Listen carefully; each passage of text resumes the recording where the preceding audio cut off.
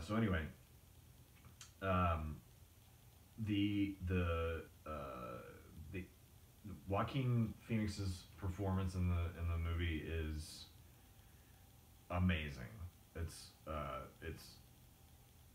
haunting, and it's so sad and real. It feels very real.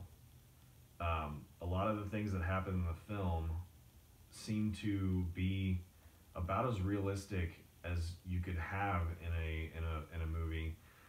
Uh, uh, in regards to a person being misunderstood and mistreated, and having no help, like nobody is helping, and that is obviously the very real commentary on our very real society.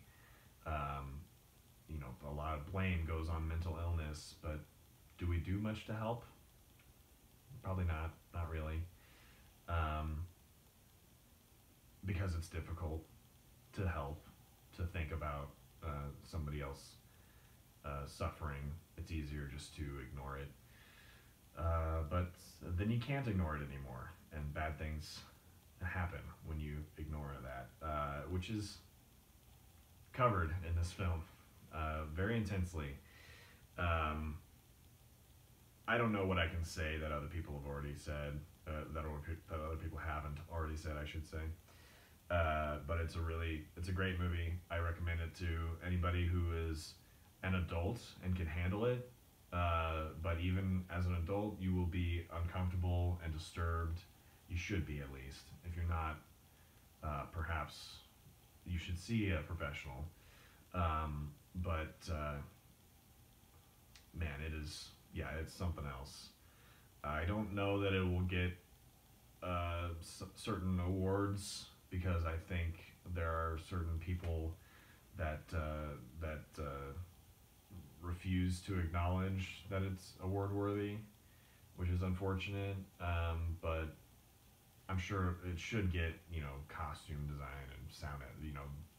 I'm sure it'll get something. It's deserving of all the awards, in my opinion. It's very well done. Joaquin Phoenix at least deserves to get nominated. I could see him not winning because of politics and whatnot, but he should definitely be nominated for his performance. So anyway, I totally recommend it. Let's go on a little side note here. Last night I went to the movies again, or yesterday afternoon, and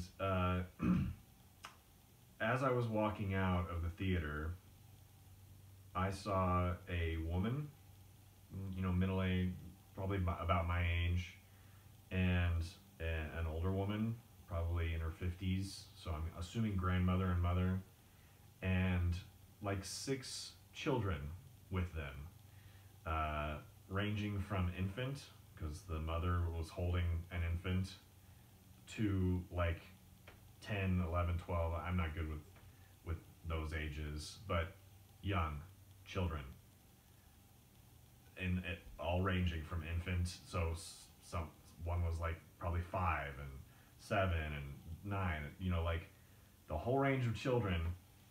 And as I walked past them, they said something along the lines of, "We don't need to go far. We're going into that theater," and they pointed at a theater. And I looked over, just it was just like, I wasn't eavesdropping, but you hear stuff in the ether when you're walking around crowds. I looked over at the theater as I was walking by, and it said Joker on the marquee. And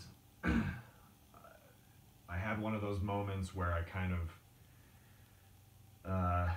you have a decision to make. I almost stopped and started to say something, but that's not gonna resolve anything. Like, it's just gonna make the thing worse, and it's probably gonna embarrass certain people, some of whom should be embarrassed in public, in my opinion. But it would also embarrass the children. I don't know if that should outweigh the trauma that they probably have now because of their irresponsible guardians who took them to see Joker, an R-rated movie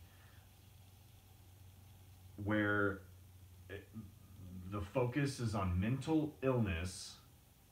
It is not funny. It is not jokey. Pardon the pun. It is not for children.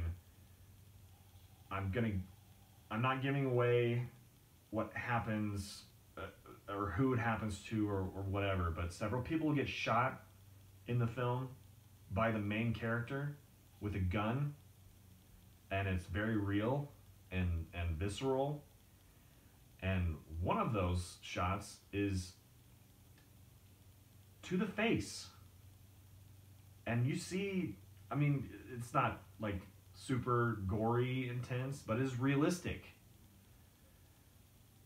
How can you take children to see that? That is so disgustingly irresponsible. But I got to get off my soapbox. All I know is that if and when I have children, I'm not gonna do that. Like, I know people. You can say, I'm not gonna do this or that when I have kids, and maybe I'm doing that cliche right now, but I could see myself taking a child to see maybe slightly inappropriate for their age film at some times, but not an R-rated movie that I know has very adult themes and extreme violence in it.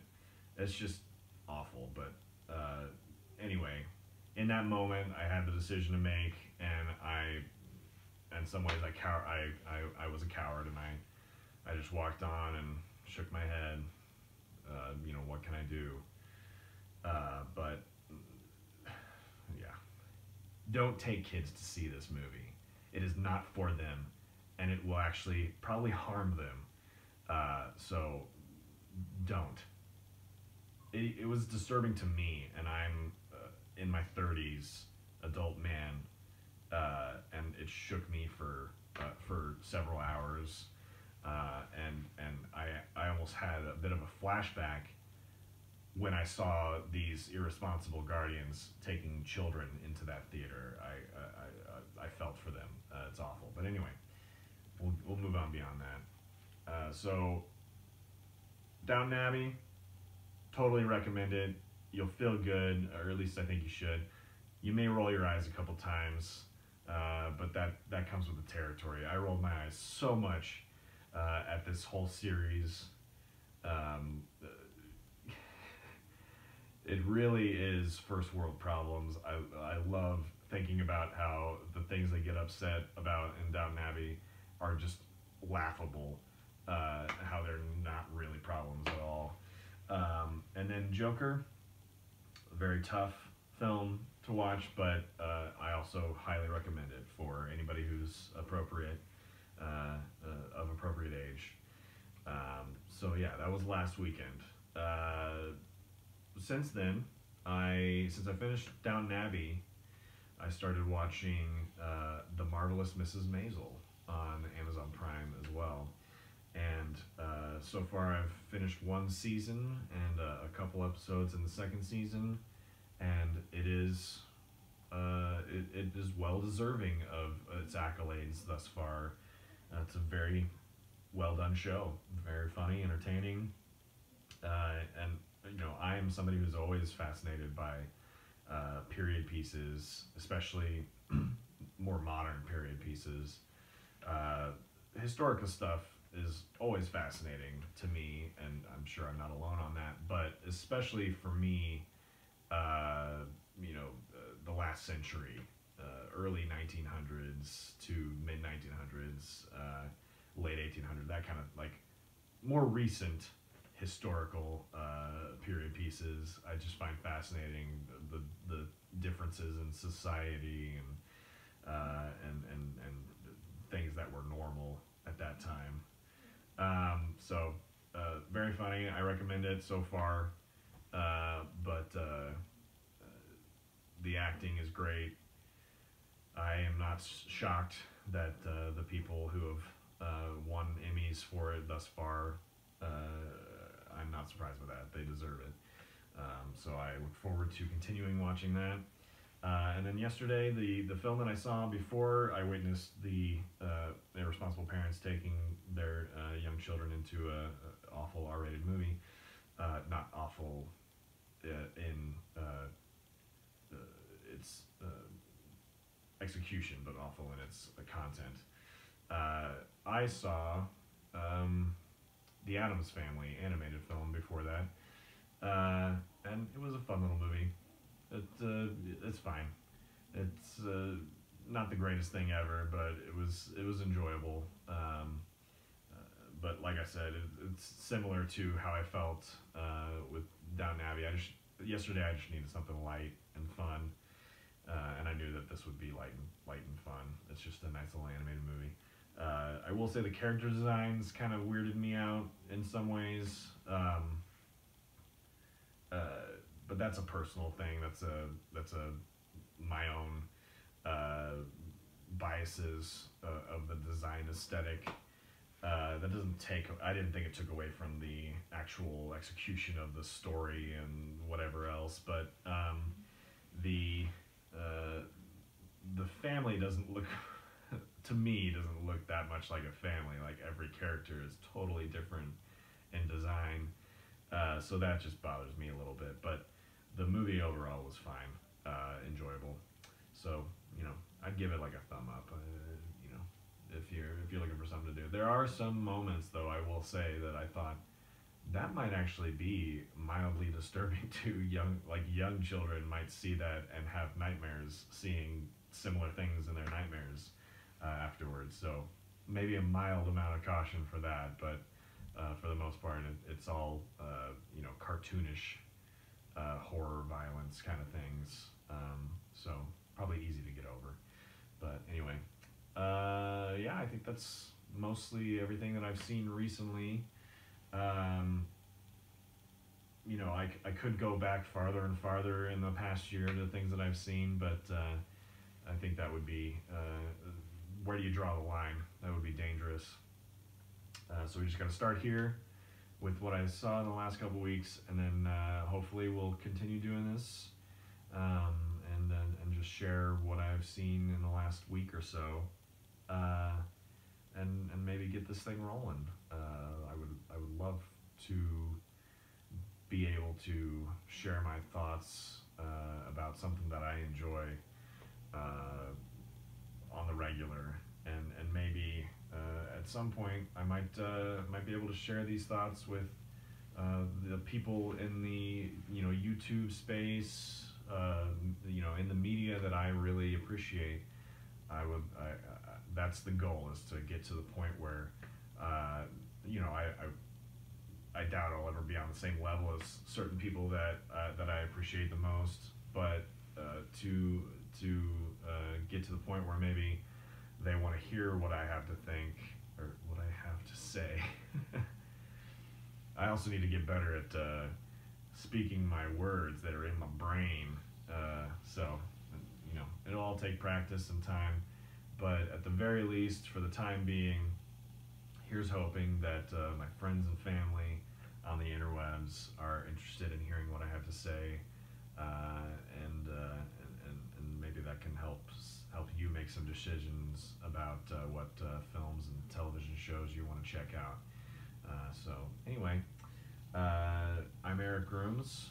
I'm a big fan of film and television, and I just remembered something that I forgot to talk about, so that's awesome. First time, I kind of made my notes for myself, but I didn't really write them down, put them in front of me, so I'll have to do that next time. But I want to jump back to the score of Joker. Very well done. That is part of the reason that you feel uncomfortable the entire movie, because the score it is pounding the whole time. It is making you feel a certain way, and so it's very effective.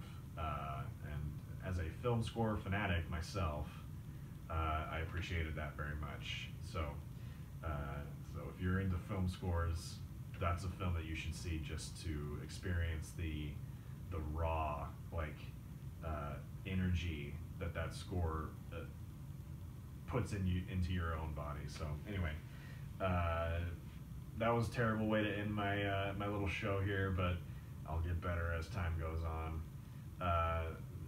So yeah, as I said, I'm Eric Grooms. I love film and television and film music and all the things. And yeah, I hope you like and subscribe and join me in the future as I continue to talk about these things. Maybe I'll get a more comfortable setup so I'm not just sitting in this corner. You know, I don't know what to do with my hands. But we'll see. We'll see how this all transitions into hopefully a show that everyone can enjoy and get something out of. So yeah, I don't know where else to end, but to say goodbye. Bye, internets. Love you, Mom.